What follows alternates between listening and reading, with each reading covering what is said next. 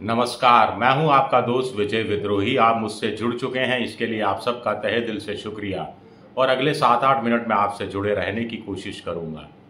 तो आज बात करेंगे महाराष्ट्र के चुनाव की, और इसमें भी ये महाराष्ट्र का चुनाव बड़ा गजब हो गया है। दो बड़े महागठबंधन चुनाव मैदान में हैं, दोनों एक दूसरे को निपटाने में लगे हैं। आप कहेंगे इसमें हैरानी की क्या बात है, एक गठबंधन दूसरे गठबंधन को निपटाएगा नहीं तो सत्ता में कैसे आएगा। बिल्कुल सही, लेकिन हैरानी की बात है कि दोनों गठबंधन में 3-3 पार्टियां शामिल हैं, यानी कुल 6 पार्टियां शामिल हैं, और ये 6 की 6 पार्टियां एक दूसरे को निपटाने में लगी हैं। ये अपने आप में बड़ी हैरानी की बात है। सबसे बड़ी बात है कि अभी तक हमें ये नहीं पता कि विजन क्या है। 6 अलग अलग पार्टियों का महाराष्ट्र की जनता के, उनके वोटरों के लिए विजन क्या है। हमें ये भी नहीं पता कि दोनों पार्टियां, दोनों महागठबंधन का घोषणा पत्र क्या कहता है। यानी अभी तक ना बीजेपी का घोषणा पत्र सामने है, ना कांग्रेस का घोषणा पत्र सामने है, ना शिंदे का, ना अजीत पवार का, ना उद्धव ठाकरे का, और ना ही शरद पवार का। लेकिन हमें ये पता है कि दोनों पार्टियां, दोनों महागठबंधन एक दूसरे को निपटाने में लगे हुए हैं और इसमें कोई कमी नहीं छोड़ रहे हैं। हमें ये पता है कि घोषणा पत्र के बारे में हमें नहीं पता, लेकिन हमें ये ज़रूर पता है कि फडणवीस चाहते हैं बीजेपी की तरफ से वो मुख्यमंत्री बने। एकनाथ शिंदे चाहते हैं कि मुख्यमंत्री पद उनका बरकरार रहे। अजीत पवार की कब से तमन्ना है कि उप मुख्यमंत्री की जगह कब वो मुख्यमंत्री पद की शपथ लेंगे। इसी तरह हम ये जानते हैं, ये उद्धव ठाकरे का विजन इस मामले में क्लियर है कि मुख्यमंत्री तो उन्हें ही बनना चाहिए। इसके लिए वो दबाव भी डालते रहे हैं। उधर कांग्रेस के नाना पटोले को लगता है कि इस बार किस्मत साथ देगी तो मुख्यमंत्री पद उनकी झोली में आ गिरेगा। हम ये भी अच्छी तरह से जानते हैं कि शरद पवार को सीएम वीएम पद से कोई लेना देना नहीं है। वो तो चाहते हैं कि जिस भी गठबंधन की सरकार बने उसमें उनकी पार्टी शामिल हो जाए और उनकी पार्टी के ज़्यादा से ज़्यादा विधायकों को मंत्रिमंडल में शामिल कर लिया जाए, और जिन विधायकों को मंत्रिमंडल में शामिल किया जाए उनको बड़े बड़े पद, मलाईदार पद, बड़े बड़े पद होते हैं जिसमें खाने पीने की गुंजाइश ज़्यादा रहती है। मैं थोड़ा हिचक रहा था इस शब्द का इस्तेमाल करने से पहले, तो इसीलिए थोड़ा अटक गया था। तो ये वो चाहते हैं कि शरद पवार की पार्टी। अब देखिए, जहाँ तक बीजेपी की बात है तो बीजेपी का कोई विजन हमारे सामने नहीं है। दो ही विजन सामने हैं कि सरकारी खजाने से पैसा लुटाते रहो, जनता पर 1 लाख करोड़ की रेवड़ियां बांट दो और बाकी हिंदू मुस्लिम कर दो, बटेंगे तो कटेंगे जैसा नारा लगा दो। शरद पवार का विजन ये सामने है कि छगन भुजबल ने पार्टी तोड़ी, नवाब मलिक ने पार्टी तोड़ी, अजीत पवार भतीजे ने पार्टी तोड़ी, तो तीनों को निपटा दिया जाए। इसलिए अजीत पवार के खिलाफ उन्हीं के भाई श्रीनिवास के बेटे योगेंद्र को खड़ा कर दिया गया है। इसीलिए छगन भुजबल के खिलाफ शिंदे नाम के एक मराठी नेता को शरद पवार ने खड़ा कर दिया है, ताकि पूरा चुनाव मराठा वर्सेस ओबीसी हो जाए। इसी तरह नवाब मलिक के खिलाफ तो नहीं, क्योंकि नवाब मलिक तो चुनाव लड़ नहीं रहे। बीजेपी ने दबाव डाला अजीत पवार पर कि भाई इनको आप चुनाव मत लड़ाइए, इनका दाऊद इब्राहिम से संबंध के आरोप हैं। तो साना मलिक, उनकी बेटी, चुनाव लड़ रही है, तो उनके खिलाफ स्वरा भास्कर के पति फहाद अहमद को शरद पवार ने चुनाव मैदान में उतार दिया है।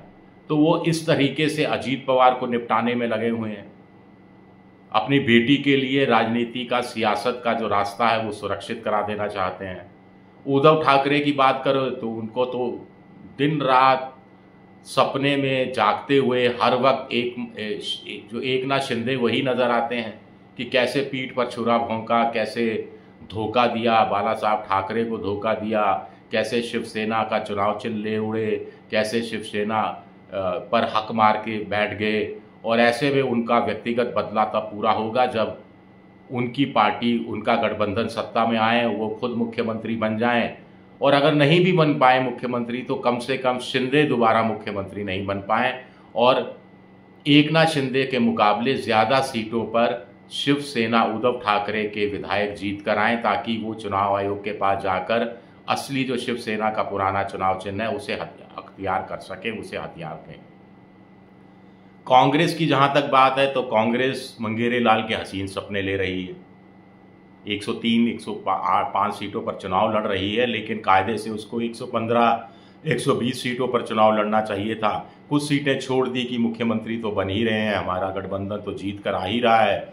4 जून की खुमारी, जो जीत की खुमारी थी, उससे कांग्रेस पार्टी अभी तक उतरी नहीं है, वो खुमारी टूटी नहीं है। तब 17-18 सीटें उनको लड़ने के लिए दी गई थी, 13 सीटों पर वो चुनाव जीती थी। सांगली वाली सीट पर भी उनका निर्दलीय सांसद चुनाव जीता था, तो 14 सीटें थी, स्ट्राइक रेट 76% था। और सबसे बड़ी पार्टी, एकमात्र पार्टी थी महाराष्ट्र के लोकसभा चुनाव में जो दहाई की संख्या पर पहुंची थी। ये उनकी सबसे बड़ी कामयाबी थी।